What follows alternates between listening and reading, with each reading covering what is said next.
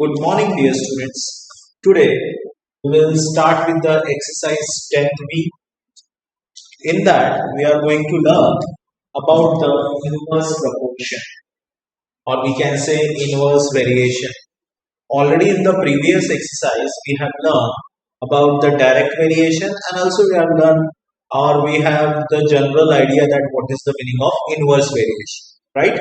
So I hope all of you know that what is the inverse variation. Actually, the inverse variation is what? If one quantity increases, the another quantity goes on decreasing. One quantity increase, second quantity decrease. That is called as inverse variation, right? So let us understand how to check that whether the given values or the given quantities are in inverse variation or not. See, there is a question number 1 we are discussing. Question number 1. Check whether x and y vary inversely or not. In that question number 1, we are solving the first one, x, y. It will have 4, 6, 3, 8, 12, 2, and the last bit 1 and 24. This is the question. Okay. Now, from this question, see the values of x and values of y. Okay. Now we have to check that whether this table consists of inverse variation or not. Okay. Let us check. Now, in the inverse variation, we will make a product of these two quantities, x into y, 4 into 6, that is 24. Next, x into y, 3 into 8, it is also 24. Next, make a product of 12 and 2, x into y, 12 which is 24. Then x into y is equals to like 1 multiplied by 20 is 24. Okay. Now students, as we have learned in the direct variation, the ratio of the two quantities must be equal. Then only we can say that it is a direct variation. Now when we come to the inverse variation, in that if the product of these two given quantities is equal, or we can say constant, then only we can call it as inverse variation. That is the main difference between direct variation and inverse variation. In the direct variation, ratios of the two quantities are constant, and in the inverse variation, product of the two quantities are constant. Since here we can see that the product of all the given quantities are constant, therefore here we can write products of corresponding x and y is constant. Therefore, it is direct variation. Okay, this is the first part. Now let us check for the second part. Now we will solve the second one from the same question. Second part we are solving. X and y. It is 30, 60. Next, 120, 30. Next, 60, 30. And the last one is 24 and 75. Okay. This is the question. So we have to check that whether the given two quantities are in direct variation or not in the direct variation. Sorry, in the inverse variation or not in the inverse variation. The question is related to the inverse variation. So let us find out the product of x and y. 30 multiplied by 60, it gives us 1800. Again, next value, 120 multiplied by 30, what it gives us? 12 3s are 36, 0, 0, 3600. Third product, 60 into 30. So it gives us 1800. And last is 24 multiplied by 75. Again it will give us 1800. Clear? Now all the values are same or not? Obviously not same. Here it is what? 3600. Okay, means product is changing. If the product is not constant, then it is not a inverse variation. Is that clear? So at the end, what we can write? Product of two product of corresponding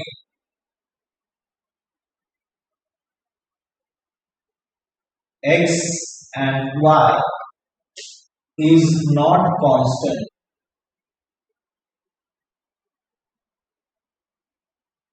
Therefore, it is not a direct variation. All of you understood till here? Okay. So in the question number 1, we have checked that whether the given values are in direct variation or in the inverse variation or not an inverse variation. Okay.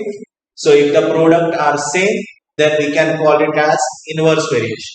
If the product is not same, then it is not a inverse variation. Okay. Now you will write it in your notebooks. Then we will start with the question number 2.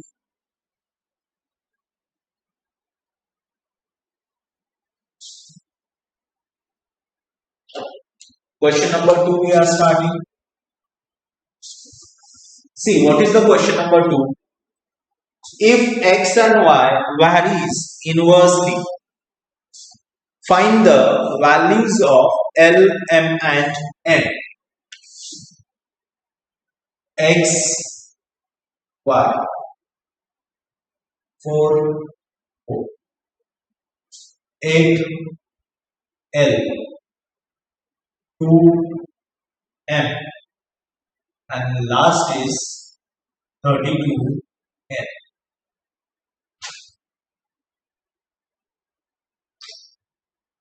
Okay, this is x and y. Now see, in the question it is already mentioned that this x and y are in inverse variation. Okay, x and y is in inverse variation. It is already given in the question. So it is given that x and y are in inverse variation. Since x and y are in the inverse variation, we can say that the product will be equal. Correct? Therefore, what we can say? 4 multiplied by 4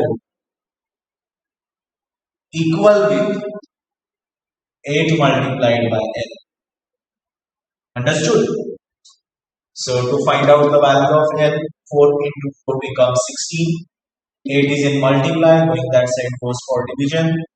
Hence the value of L we are getting is 2. Understood everyone? Similarly, to find out the value of M, again we can say that 2 into M will be equals to 4 into 4. So 2 is in multiply. When that side goes for division, 16 divided by 2. The value of n will be 8. Is that clear? And the last one.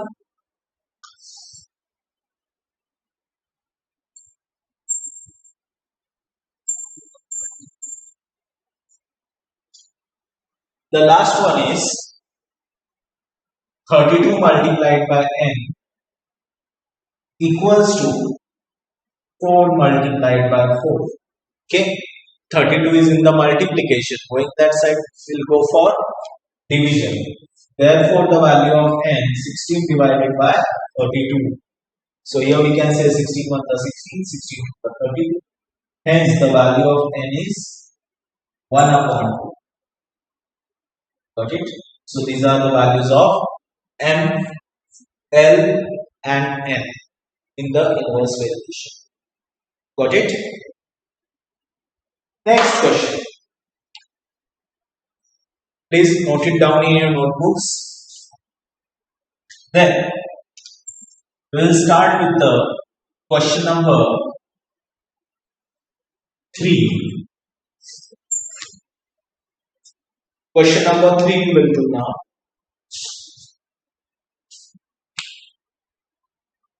Question number 3. See, what is the question? 36 men can do a piece of work in 7 days.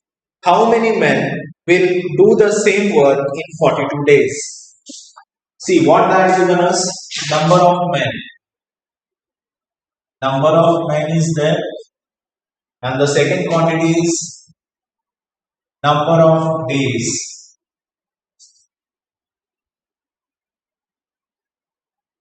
"36 men can do the work in 7 days." And how many men can do the work in 42 days? Okay. Now, first of all, before solving the question, we must understand that which type of proportion is there. As we know, if we increase the number of men, then number of days will decrease. If same amount of work we have to do, and if we increase the manpower to do that work, then whatever the number of days required, it goes on decreasing. Got it? Okay. So as we know, there is a inverse variation between number of men and number of days. Okay. So here we can write number of days and number of men are in inverse variation. So therefore, we can say that product of these two quantities equals to the product of the second two quantities. That means 36 multiplied by 7 equals to x multiplied by 42. Correct? Now, 42 is here in the multiplication. Shifting this side goes for division. So 36 multiplied by 7 upon 42. 7 ones are 7, 7 6 are 42, 6 ones are 6, 6 6 are 36. Therefore, the value of x is 6.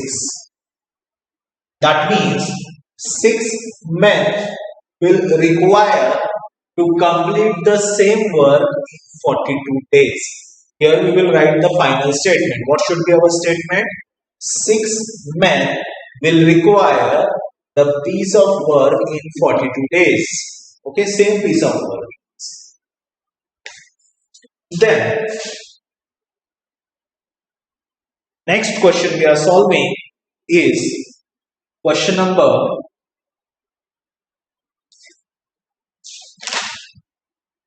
4th question. Question number 4th we are solving. 12 pipes, all of the same size, fill the tank in 42 minutes. How long will it take to fill the same tank if 21 pipes of the same size are used? So here number of pipes and time in minutes. What they are saying 12, 42 and 21. 12 pipes all are of the same size, fill the tank 42. Okay. So if a tank is there, a big tank is there, it contains 12 pipes for filling the tank with the water. For example, it is filling with the water. If we increase more pipes, then it will take a less time. So that means if number of pipes increased, the time required will get reduced. So it means if one quantity increases, the second quantity decreases. Therefore, between these two, there is the inverse variation. Okay. So first of all, we will write here number of pipes and type is in inverse variation. So therefore, what we can say 12 multiplied by 40 equals to 21 multiplied by x. 21 is in the multiplication. Shifting this side goes for division. 12 multiplied by 42 upon 21. So value of x, 21 ones are 21, 21 twos are 42. 12 multiplied by 2 is 24. So that means if we insert 21 pipes in the tank, it can fill the tank in 24 minutes. Got it? So here we will write the statement also. Statement is important. 21 pipes can fill the tank in 24 minutes. Got it?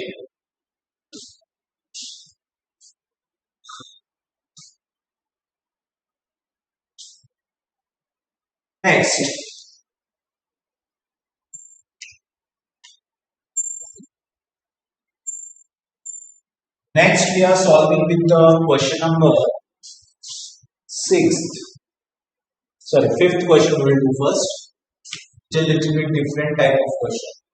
Question number 5th. In a fort, 152 men had provisions for 45 days. After 10 days, 25 men left the fort. How long would the fort last at the same rate? See what they are saying.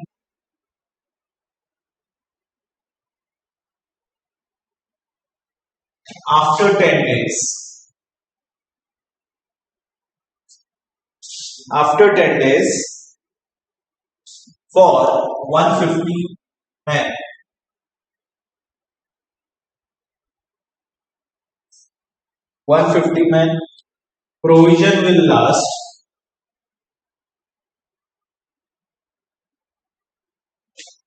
Provision will last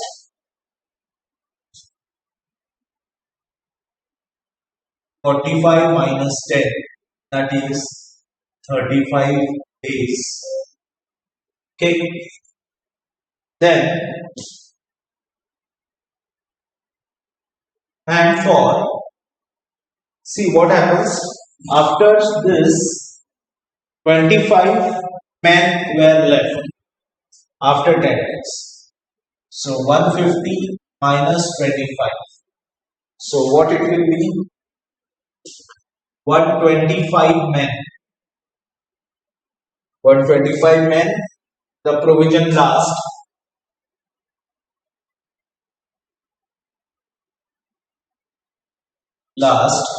X days.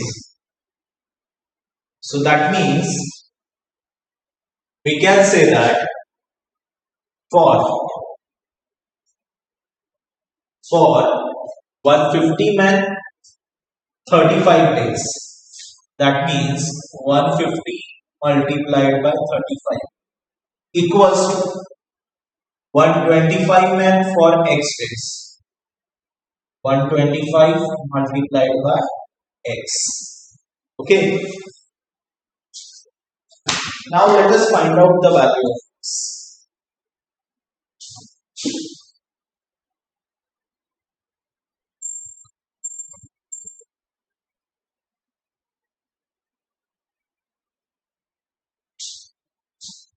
See, 125 is in the multiplication. Shifting that side goes for division. So 150 multiplied by 35 upon 125 equals to X. Now it becomes 25 5s are 25 6s are 5 ones are 5 7s are 6 multiplied by 7. Therefore, the value of X is 42. So that means it will last 42 days.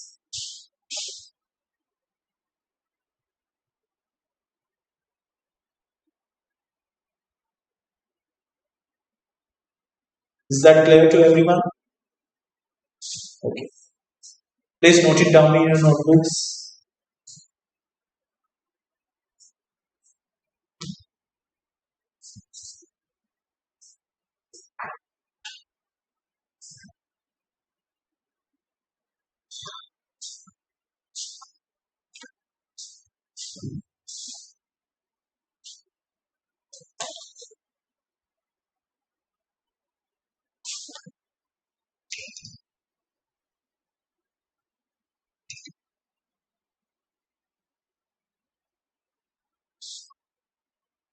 Next is question number 6. We are solving sixth question.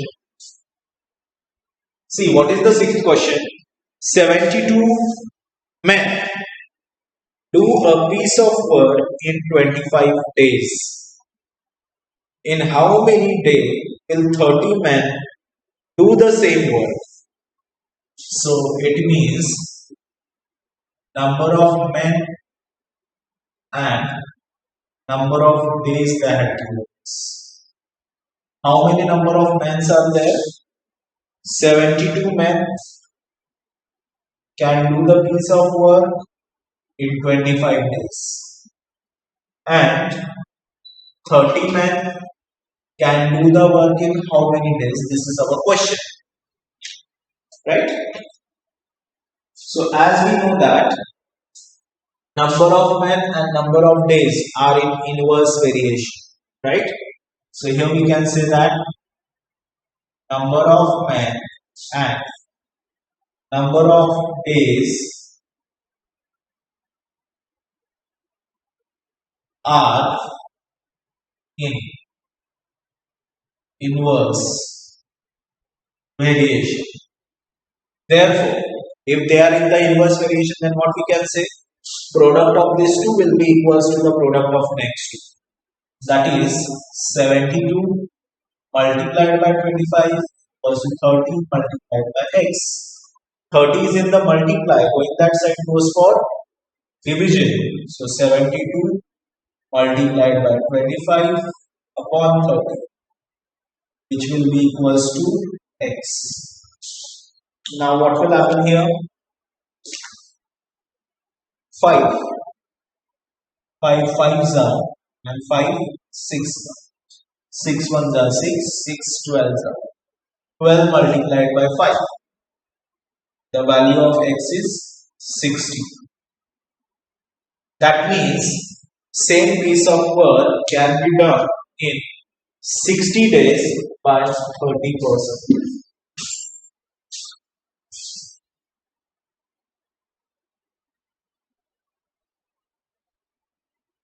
Okay. Then one last question we are solving, that is question number 8.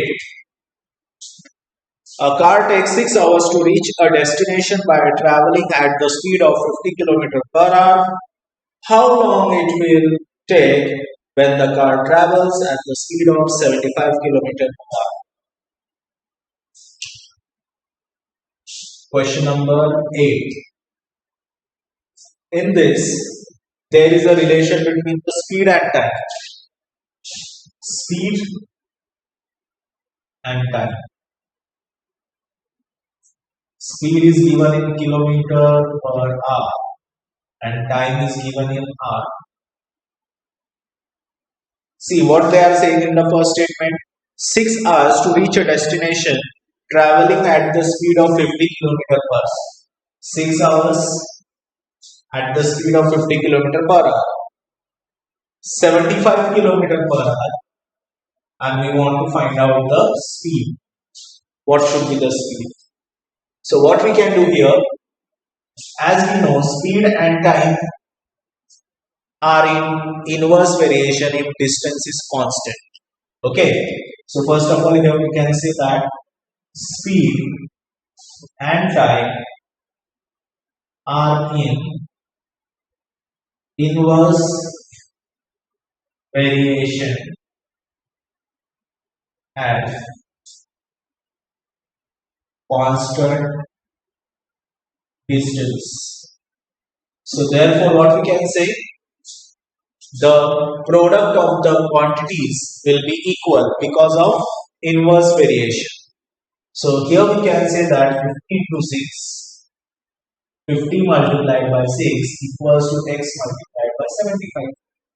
Say 75 is in the multiply, so in that set goes for division. So here we can write 50 multiplied by 6 upon 75, which will be equals to x. So 25 2s are and 25 3s are, 3 1s are 3, 2s are 6. 2 multiplied by 2 gives us 4.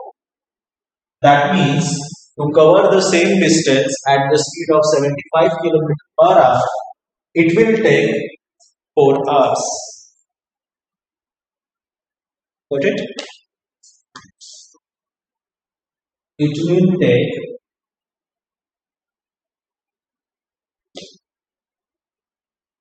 4 hours. Okay. So students, for today, we'll stop here. Thank you everyone. Have a nice day.